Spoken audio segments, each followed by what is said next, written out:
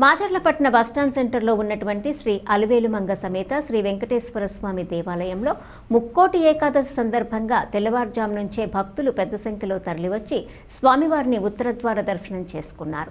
స్వామివారి దర్శనార్థం వచ్చే భక్తులకు ఎలాంటి ఇబ్బందులు కలగకుండా దేవస్థానం కమిటీ ఆధ్వర్యంలో అన్ని వస్తువులు ఏర్పాట్లు చేశారు. వచ్చిన భక్తులు స్వామివారి దర్శించుకుని తీర్థ ప్రసాదాలు స్వీకరించారు.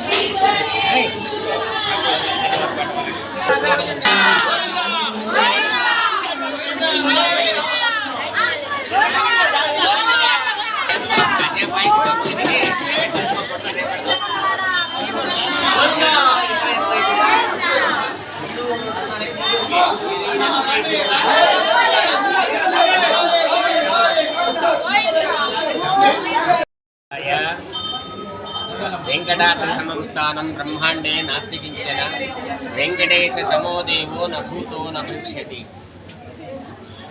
33 కోట్ల మంది దేవతలు ఈ ముక్కోటి రోజు వచ్చి ఈ ధనుర్మాస కాలంలో స్వామివారు మేల్కొంటాడు.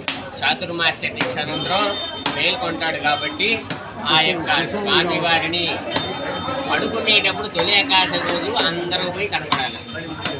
తర్వాత యోగ నిద్రలో ఉంటాడు. ఈ యోగ నిద్రలో ఉన్న కాలం మొత్తం కూడా వర్షాలు, వ్యాధులు, పొట్టపోవడాలు, పంట నాశనాలు ఇవన్నీ జరుగుతుంది. ఎందుకంటే దక్షిణాయన కాంత కన్యాలు రాక్షసుల కాలం అది.